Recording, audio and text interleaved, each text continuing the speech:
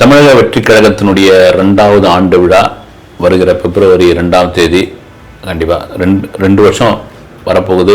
விஜய் இது வரைக்கும் 3 முறை தான் வெளியே வந்திருக்காரு. எப்பங்க வெளியே வருவார்? பனையூரில் அரசியல் பண்ணுறாரு. இந்த மாதிரியான விமர்சனங்கள்லாம் இருந்தப்போ ரைட்டு, நீங்கள் என்ன வேணாலும் சொல்லுங்கள், ட்விட்டர் அரசியல் பண்ணிகிட்டு இருக்கேன், அப்புறம் வந்து அறிக்கை அரசியல் பண்ணிகிட்டு இருக்கேன், அப்புறம் ஆஃபீஸ்லேயே பனையூர்லேயே வச்சு ஒவ்வொரு தலைவருக்கும் மாலையை போட்டு மரியாதை செலுத்துறேன், என்ன வேணாலும் பண்ணிக்கிட்டீங்கன்னு. ஆனால் ஒரு கட்டத்துக்கு அப்புறம் வந்து பல அரசியல் தலைவர்கள், மூத்த பத்திரிகையாளர்கள் இவங்கெல்லாம் சொன்னது என்னன்னா, விஜய் ஓகே இவ்வளோ பெரிய மாசு வச்சிருக்காரு, ஒரு விக்ரவாண்டியில் இவ்வளோ பெரிய ஒரு மாநாட்டை நடத்தி ஒரு கிட்டத்தட்ட 10 லட்சம் பேரை அவர் ஒரு பெரிய பிரமிப்பான ஒரு மாநாட்டை காமிச்சிட்டாரு. அதில் குறிப்பாக 85% 30 வயசுக்கு கீழே இருக்கிறவங்க, ஒரு பெரிய இளைஞர்கள் பட்டாளம் அவர் பின்னாடி இருக்காங்க. ஒரு ஆப் ஒன்று ரெடி பண்ணி தமிழக வெற்றி கழகத்தினுடைய சார்பாக அதில் வந்து கிட்டத்தட்ட ஒரு கோடிக்கு தாண்டிய ஒரு உறுப்பினர் சேர்க்கை நடந்திருக்கு. அப்படின்னா ஏன்னா ஒரு காலகட்டத்தில் உறுப்பினர் சேர்க்கை வந்து வீடு வீடாக போய் தெருவாக போய் இன்னைக்கு இருக்குது வந்து பூத் கமிட்டின்னு பேர் உட்காந்து அதை வந்து கூப்பிட்டு உறுப்பினர் இது. இன்னைக்கு வந்து நீங்கள் ஓட்டர் ஐடியை காமிச்சு அது உங்களுடைய அந்த ஓட்டர் ஐடியோடைய என்ன இது பண்ணால் நீங்கள் ஈஸியாக போய் ஒரு இதுக்குள்ளே போய் ஆப்பில் போயிட்டு நீங்கள் கட்சியினுடைய இணைஞ்சிடலாம். எனக்கு ஆம் ஆத்மிக்கு டெல்லியில் பார்த்தீங்கன்னா ஒரு பெரிய வரவேற்பு இப்படி கிடைச்சது. கெஜ்ரிவாலை தாண்டி ஒரு வரவேற்பு. கெஜ்ரிவாலாவது முன்னாடி வந்து ஒரு அரசியல் பண்ணி ஒரு அமைப்பில் இருந்து அவர் பல போராட்டங்களில் கலந்துக்கிட்டு அவர் இதெல்லாம் இல்லாமல் வந்தப்போ ஒரு அந்த கட்சிக்கு ஒரு செயலி மூலமாக ஒரு பெரிய ஒரு மாற்றத்தை டெல்லி அரசியலில் பண்ணார். வந்து அதை விட தாண்டி ஒரு 2 மடங்கு விஷயத்தை வந்து விஜய் பண்ணியிருக்காரு. ஏன் இவர் வெளியே வரமாட்டாரா? ஒரு பெரியார் திட்டலுக்கு வந்தவர், ஒரு மாநாட்டிற்கு வந்தவர், ஒரு அம்பேத்கர் நூல் வெளியீட்டு விழாவுக்கு வந்தவர். இதை தாண்டி ஒன்றும் மக்கள் பிரச்சனை பேச மாட்டாரா? ஒரு திருமுறை கூட்டத்தில் கலந்துக்க மாட்டாரா? ஒரு மக்களை போய் சந்திக்க மாட்டாரா?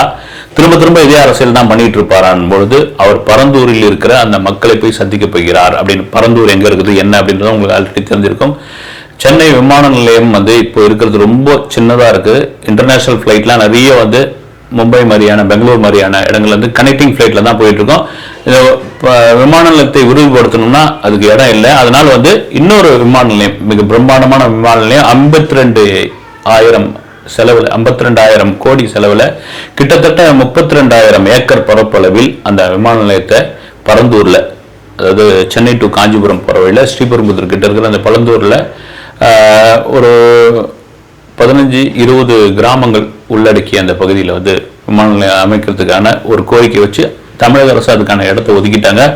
ஆனால் கிட்டத்தட்ட 900 நாட்களாக அங்குள்ள ஏகனாபுரம் அந்த பகுதியை சேர்ந்த மக்கள் அவருடைய உள்ளடக்கிய 12 கிராமங்கள் சேர்ந்து இந்த விமான நிலையத்துக்கு கடுமையான எதிர்ப்பு தெரிவிச்சுட்டு வராங்க. அவங்க பண்டிகை கொண்டாடுறதுல ஒரு நல்ல நாள் கிடையாது. அவங்க எதை பற்றியும் போராட்ட குழுவாக அவங்க இருந்துகிட்டே இருக்காங்க. காரணம் என்னன்னா, எங்களுடைய வாழ்வாதாரம் இது பெரிய அளவில் பாதிக்கப்படுது. இந்த விமான நிலையம் வந்தால் எங்களுக்கு வந்து இங்கே நிறைய நாங்கள் வந்து அந்த விளைநிலங்களை வச்சிருக்கோம், இதை நம்பி தான் எங்கள் வாழ்வாதாரம் இருக்குன்னு. அதற்கு மாற்றம் அதுக்கு என்ன நஷ்டஈடோ அதுக்கு நாங்கள் கொடுக்கணும்னு சொன்ன பிறகு அவங்க வந்து எங்கள் நிலத்தை நாங்கள் கொடுக்க முடியாது அப்படின்னு. ஆக்சுவலாக இந்த பரந்தூர் விமான நிலையத்துக்கு முன்னாடி பார்த்தீங்கன்னா நிறைய இடங்கள்லாம் அவங்க தேர்வு பண்ணாங்க. அது வந்து காஞ்சிபுரம் டு தக்கோலம் போகிற வழியில் திருமால்பூர்னு ஒரு ஊர் இருக்குது, அங்கே பார்த்தாங்க. அதன் போது காஞ்சிபுரத்துலேருந்து செய்யார் போகிற வழியில் வந்து மாங்கால்னு ஒரு இடம் இருக்குது, அங்கே நிறைய வந்து அரசு நிலங்கள் இருக்குது. அப்படின்ற பொழுது அந்த மாங்காலுக்கும் மீனம்பாக்கத்துக்கும் கிட்டத்தட்ட 100 கிலோமீட்டருக்கு போகிறதுனால ரொம்ப லாங் ஆகிடும். நீங்கள் பார்த்தீங்கன்னா பெங்களூர் விமான நிலையம் 45 கிலோமீட்டர்னு நினைக்கிறேன். ஹைதராபாடும் அப்படி தான் வந்து. இது காரணம் வந்து விமான நிலையம் சிட்டிக்குள்ளே இருக்கிறதுனால இப்போ கடுமையான போக்குவரத்து நெருக்கடி ஏற்படுது. வெளியே இருந்தால் அது பெரிய இன்னைக்கு வசதிகள்லாம் ஏற்படுத்தப்படலாம். கடைசியாக வந்து பரந்தூரை வந்து ஓகே பண்ணிட்டாங்க.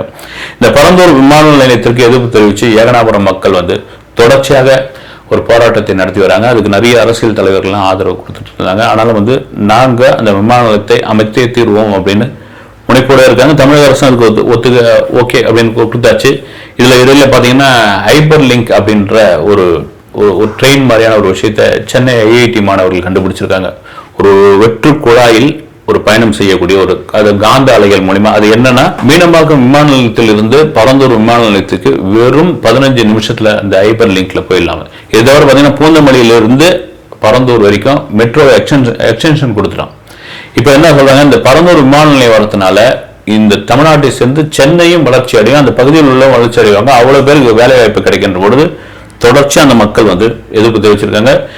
ஏன்னா விஜய் அந்த மாநாடு நடத்தும் போது அவருடைய கட்சியினுடைய கொள்கையாக கோரிக்கையாக வைத்த விஷயம் என்னன்னா, பரந்தூரில் அந்த 2வது விமான நிலையம் வரக்கூடாதுன்னு ஒரு கோரிக்கையை வச்சிருந்தாங்க. அதனால் பரந்தூர் மக்களை போய் அவர் சந்திக்க போகிறார் அப்படின்ற விஷயம் கடந்த 10 நாளைக்கு முன்னே சொல்லியாச்சு.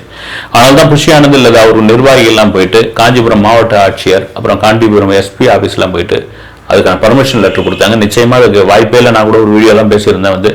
விஜய் ஏன் அவ்வளவு ஈஸியா ஒரு வாய்ப்பு கிடைக்காத ஒரு போராட்ட களத்திற்குள்ள ஏன் போறாரு? இவருக்கு என்ன பயமா, அல்லது இவர் அந்த மாதிரியான விஷயத்தை தேர்ந்தெடுக்கிறாரா, இல்லது அந்த பர்மிஷன் கிடைக்காம போயிடும், நாங்க கேட்ட பாருங்க கிடைக்காம போயிடும் அப்படின்றதுக்காக அதை தட்டி கெடுக்கிறதுக்காக பாக்குறாரா? ஏன் விஜய் ஒரு திருமுனை கூட்டத்துக்கு ஏன் அவர் அதே பனையூர்ல வெளியே நின்று ஒரு கோஷம் ஒன்று போடலாமே, ஒரு ஆர்ப்பாட்டம் நடத்தலாமே, ஒரு சின்ன ஒரு பந்தல் போட்டு உட்காந்து அந்த இடத்துல நான் சொல்லுங்க ஒரு வெள்ளூர் கோட்டை மாதிரி இல்லை சைதாப்பேட்டை பனகல் மாளிகை, ஏன்னா இந்த இடத்துல தான் சென்னையில் பர்மிஷன் கொடுப்பாங்க, அப்படி இல்லைன்னா சேப்பாக்கம் விருந்தினர் மாளிகையில் இங்கேருந்து ஒரு சின்ன எதிர்ப்பு சொல்லலாமேன்னு. ஆனால் ரைட்டு இப்போ இந்த வீடியோ பேசுறதுக்கு ஒரு 3 மணி நேரத்துக்கு முன்னாடி தான் பரந்தூரில் விஜய் போய் அந்த மக்களை சந்திப்பதற்கான அனுமதி கொடுத்தாச்சு. 20ஆம் தேதி மக்களை சந்திக்கிறார் அப்படின்ற விஷயம். அதற்கு பல கட்டுப்பாடுகள் அவங்க விதிச்சிருக்காங்க. அந்த கட்டுப்பாடுகளை பார்க்கும்போது நமக்கே கொஞ்சம் இதுவாக தான் இருக்கு. ரைட், இந்த கட்டுப்பாடு தான் நீங்க போய் ஆகணும்னு குறிப்பா அவர்கள் சொன்ன அந்த வாகனத்தில் தான் போகும்போது பொதுவான இடமான அந்த பகுதியில் அம்பேத்கர் திடல் அந்த கிராமத்தில் ஏகனாபுரம் கிராமத்தில் அந்த கிராமத்தில் நின்று தான் பேசுறோம். இவருடைய கட்சிக்காரர்களோ ரசிகர்களோ அங்க யாரும் உள்ள வரதுக்கான அனுமதி இல்லை. அந்த ஊர் பொதுமக்கள் மட்டும்தான் இருக்கணும். விஜயுடன் இவ்வளவு பேர் தான் போகணும் அப்படின்ற சில கட்டுப்பாடுகள்லாம் இருக்குது. இதெல்லாம் தாண்டி விஜய் இந்த ஏகனாபுரம் அதுவும் பரந்தூர் இந்த பகுதியிலிருந்து தன்னுடைய அரசியல் பயணத்தை தன்னுடைய போராட்ட இதுவை இங்கிருந்து ஆரம்பிக்கிறாரான்ற ஒரு கேள்வி. இவ்வளவு நாள் நடந்தாச்சு, இவ்வளவு நாள் ஓகே, இவ்வளவு நாள் கட்சியில இருந்தாச்சு, இவ்வளவு நாள் அவருடைய இதெல்லாம் சொல்லியாச்சு, ஒவ்வொரு அறிக்கையை கொடுத்தாச்சு. கண்டிப்பாக வெளியே வந்துதான் ஆக வேண்டும். நீங்க இன்னைக்கு நான் சொல்றோம்னா விஜயகாந்த் திரும்ப விஜயகாந்த் தொடாம எதுவுமே இருக்கு, எம்ஜிஆர் விஜயகாந்த் தொடாம எதுவுமே அரசியல் பண்ணவே முடியாது. கண்டிப்பா மதுவிலக்கு சம்பந்தமான ஒரு போராட்டம், அந்த போராட்டத்துக்கு பர்மிஷன் கொடுக்க மாட்டேன்றாங்க. விஜயகாந்துக்கு பர்மிஷன் கொடுக்க மாட்டேன்னு எனக்கு தெரிஞ்சு அப்போ ஜெயலலிதாவுடைய ஆட்சி, அந்த அம்மையாருடைய ஆட்சி நினைக்கிறேன். ஒரு வேட்டியை கட்டி இது பண்ணிட்டு நல்லா ஞாபகம் டி நகர்ல ஒரு மைய பகுதியில் அந்த தடுப்பை உடைச்சிக்கிட்டு வெளியே வராது. அத்தனை கேமராக்கெல்லாம் ஃபோக்கஸ் பண்ணுது. ஃபோக்கஸ் பண்ணணும் அவரை பிடிச்சி அப்பயே அமுக்குறாங்க, வாங்கன்னு சொல்லி அடுத்து பரபரப்பாகுது. இது சொல்றதுக்கான காரணம் என்னன்னா, நீங்க அந்த அளவுக்குலாம் ஒரு விஜய் பண்ண தேவையில்லை. அது நாகரிகமான ஒரு விஷயம், அதுக்காக அநாகரிகம்னு சொல்ல முடியாது. அது அவருடைய தில்லு விஜயகாந்தோட தில்லு வேற விஜய் அந்த மாதிரியான ஒரு அரசியலை பண்ண விரும்பவில்லை என்றால், நான் சொல்றது என்னன்னா, உங்களுடைய எதிர்ப்பை மக்கள் முன்னாடி நீங்க காமிங்க அப்படின்ற ஒரு விஷயம். நீங்க எத்தனை பேருக்கு சோசியல் மீடியா தெரியும், எத்தனை பேருக்கு எக்ஸ் வலைதளத்துக்குள்ள இருக்காங்க. இதை தாண்டி ஒரு சாமானியன் கடைகோடியில் ஒரு கிராமத்தில் இருக்கிறவனுக்கும் போய் இந்த தாவேக்கான்ற ஒரு கட்சி போய் சேரணும்ன்ற ஒரு முனைப்பு இருக்குல்ல, அது ரொம்ப ரொம்ப முக்கியமான விஷயம். ஏன்னா கடந்த சில நாட்களுக்கு முன்னாடி மாவட்ட நிர்வாகிகள் கூட்டம் பனையூர்ல நடந்துட்டு இருந்தப்போ அதுல கண்டிப்பா ஒரு மாவட்ட செயலாளர்களுடைய தேர்வு கூட்டம். அது இன்னைக்கு ஒரு கட்சியினுடைய பலமே மாவட்ட செயலாளர்கள் தான். அதுலயும் குறிப்பா 2 தொகுதிக்கு ஒரு மாவட்ட செயலாளர்கள் அப்படின்ற ஒரு புது விஷயத்தை ஏற்கனவே சில பேர் சொல்லியிருந்தாலும் அதை இம்ப்ளிமெண்ட் பண்ணியிருக்காங்க.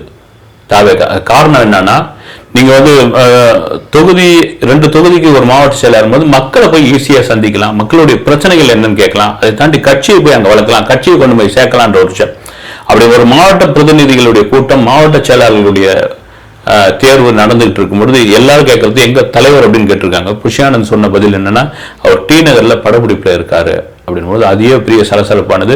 குறிப்பா ஜான் ஆரோக்கியசாமியுடைய அந்த ஆடியோ தொடர்ந்து 2 ஆடியோ லீக் ஆனது. அதுக்கு எந்தவித எதிர்ப்பும் பதிலும் சொல்லவே இல்லை. ஏன் பதில் சொல்ல? ஒண்ணு பொய்யான ஆடியோன்னு சொல்லணும், இல்ல ஆடியோ உண்மைன்னு சொல்லணும். ஏன் அப்படி மௌனம் காத்துக்கிட்டே போயிட்டு இருக்காங்க, எதிர்வினை ஆற்றவே மாட்டேன்றாங்க. சீமான் அந்த பேச்சு பேசினாரு, ஏன் விஜய் ஒரு சின்னது கூட சொல்லலை அப்படின்னு. அது உண்மையிலே விஜய்க்கு அது பெரிய மைலேஜ் தான். ஏன்னா ஒரு மாநாட்டுக்கு முன்னாள் வரைக்கும் சீமான் அப்படி போட்டி புகழ்ந்து பேசிட்டு இருக்காரு, என் தம்பின்னு. மாநாட்டுக்கு அடுத்த நாள் கடுமையான வார்த்தைகள்லாம் பேசுறாரு.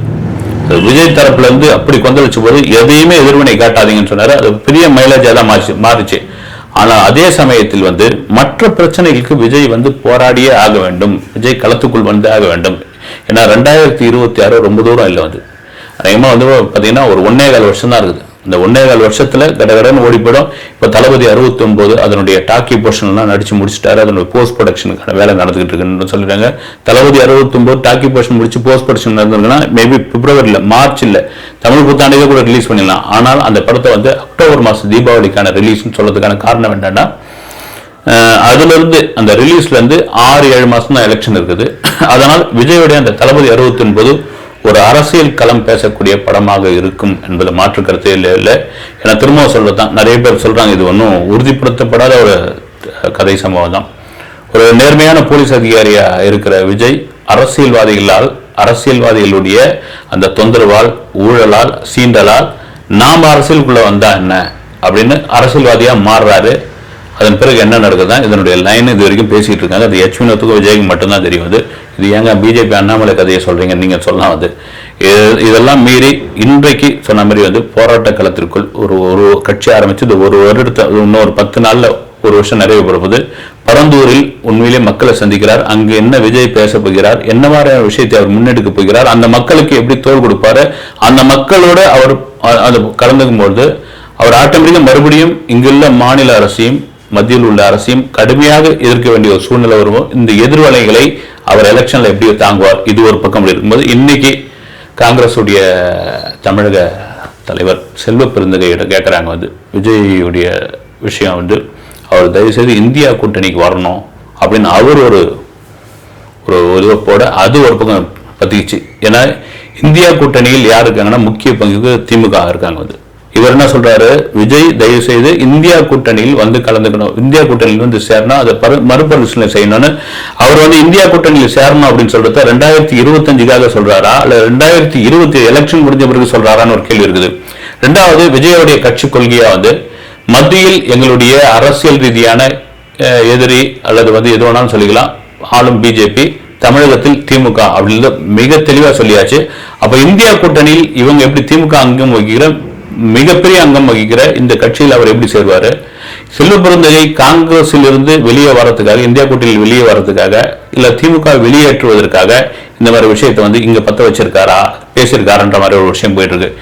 இதெல்லாம் தாண்டி விஜய்க்கு யார் இந்த அரசியல் பயணம், இந்த அரசியல் நகர்வு, அரசியல் விஷயத்தை யார் சொல்லித்தராங்க பின்னணியில் இருக்கிறது ஒரு பெரிய மர்மமாகவே இருக்கு. உண்மையில் நம்ம கூட பேசியிருந்தோம் வந்து சில ரிட்டையர்டு கலெக்டருங்க, சில மூத்த அரசியல் தலைவர்கள் அவங்க வந்து சஸ்பென்ஸாகவே வச்சிருக்காங்க அப்படின்னு. ஏன்னா இந்த விஷயங்கள்லாம் உங்களை பற்றி நிறைய ட்ரோல் பண்ணுவாங்க, உங்களுக்கு எதிரான விமர்சனங்கள்லாம் வரும், உங்களை வந்து கேலி பண்ணுவாங்க, நீங்கள் மீடியாவை சந்திக்கலன்னு சொல்லுவாங்க. இதுக்கெல்லாம் நீங்கள் பதில் கொடுத்துக்கிட்டு இருந்தீங்கன்னா வாழ்க்கை பூரா கொடுத்துக்கிட்டே இருக்கணும். உங்களுடைய நோக்கம், உங்களுடைய பயணம், உங்களை புரிஞ்சுக்கின அந்த தொண்டர்கள், உங்களுடைய கட்சிக்காரர்கள், இது மட்டும் இருந்தால் போதும், நீங்கள் பாட்டுன்னு அடிச்சு தூங்க இப்படி போயிட்டே இருக்குன்னு அவர்கள் சொன்ன ஒரு வார்த்தை தான் காரணம்னு. ஏன்னா இடையெல்லாம் பார்த்தீங்கன்னா அந்த ஆடியோ வந்தப்போ, ஜான ஆரோக்கியசாமியோட ஆடியோலாம் வந்தப்போ பார்த்தீங்கன்னா புஷி ஆனந்துக்கும் இவருக்கும் வந்து ஒரு பிரச்சனை இல்லை, புஷி ஆனந்த் வந்து விஜயை டாமினேட் பண்ணி உள்ள போறாரு. அந்த ஆடியோவில் கூட ஒரு வார்த்தை பேசியிருப்பார் வந்து, நான் வந்து தலைவர்கிட்ட ஒரு விஷயத்த சொல்லிக்கிட்டே இருப்பேன், நான் பேசிக்கிட்டே இருப்பேன், மறுநாள் அந்த விஷய சம்பந்தமா என்கிட்ட புஷி ஆனந்த் பொதுச்செயலாளர் வந்து கேள்வி கேட்பாரு. அப்போ வந்து அவர் நைட்டே போய் அவர் சொல்லிடுறாரா இல்லை அவர்கிட்ட இருந்து இவர் வாங்கிடுறாரான்னு தெரியல அப்படின்னு. அந்த ஆடியோ உண்மையா அல்லது ஏஐ தொழில்நுட்பத்தில் அந்த ஆடியோ வெளியிட்டிருக்காங்களான்னு தெரியல. இதெல்லாம் மாரி இப்போ பரந்தூர் அரசியலை, பனையூர்ல இருந்து பரந்தூர் அரசியலை கையில் எடுத்திருக்கிறார். அது பரந்தூர் அரசியல் நம்ம கேலி பேசிட முடியாது. விஜய் தன்னுடைய அரசியல் பயணத்தை மக்கள் முன்னாடி இருந்து 20ஆம் தேதியிலிருந்து தொடங்க போகிறார். இந்த அரசியல் பயணம் இதோட முடிஞ்சு போயிடுமா அல்லது வந்து அவருடைய அரசியல் பயணம், மக்கள் முன்னாடியான அரசியல் பயணம் தொடர்ந்து நடக்குமா? குறிப்பாக ரொம்ப நாள் இருக்குது வந்து அந்த வண்டியெல்லாம் கூட டிசைன் பண்ணிட்டாங்கன்ற மாதிரி விஷயங்கள்லாம் இருக்குது. கோயம்புத்தூர்ல இருந்து திருநெல்வேலி அல்லது திருநெல்வேலியிலிருந்து கோயம்புத்தூருக்கு ஒரு பயணம், மக்களை சந்திக்கிற பயணம். குக்கிராமத்தில், அதாவது மின்சார வசதியே இல்லாத ஊரில் கூட போய் விஜய் வந்து அங்குள்ள மக்களை சந்திக்க போகிறார். இது வந்து எம்ஜிஆருடைய மிகப்பெரிய பாணி, எம்ஜிஆருடைய அரசியல் கூட சொல்லலாங்க வந்து. ஏன்னா நீங்க திரையில எம்ஜிஆர் மிகப்பெரிய ஆளுமையா அப்படி பார்த்த ஒரு நபர் வந்து அப்படி பார்த்து விசில் அடிச்சு கொண்டாடின டைம் வந்து அந்த நபர் வந்து செக்க செவன்னு ஒருத்தன் நம்ம வீட்டு வாசல்ல நின்று ஒரு சொம்புல தண்ணி வாங்கி குடிக்கிறாரு, அந்த ஒரு வாய் சாப்பாடுன்னு நெருண்டு போயிட்டான் வந்து. என்னன்னா அவன் சொல்றது, அன்புனால் சொல்றது வந்து ஒரு எம்ஜிஆர் பாத்தீங்கன்னா ஒரு பெரிய ஸ்டார் வேல்யூ உள்ள ஒரு நபரை அப்படி பார்த்த ஒரு நபர் நம்ம தெருவுக்கு, நம்ம ஊருக்கு, நம்ம வாசலுக்கு வந்து நிக்கிறாப்புலன்னா அதுதான் எம்ஜிஆருடைய மிகப்பெரிய பலமா ஆயிடுச்சு. அந்த எம்ஜிஆருடைய அரசியலை தான், அந்த விஷயத்தை தான் விஜய் கையில் எடுக்க போகிறார். அப்படி கையில் எடுத்து அவருடைய அந்த பயணம், அந்த மக்களை சந்திக்கிற பயணம் மிக சரியான பயணமாக இருந்தது என்றால் 2026 விஜய் தாவேகா ஒரு பேசப்படுகிற கட்சியாகவும் பேசப்படக்கூடிய ஒரு நபராகவும் மக்களுக்கு நம்பிக்கை விட்டு தலைவராகவும் வருவதற்கான நிறைய வாய்ப்புகள் இருக்கு. அடுத்த வீடியோவில் சந்திக்கிறேன். நன்றி.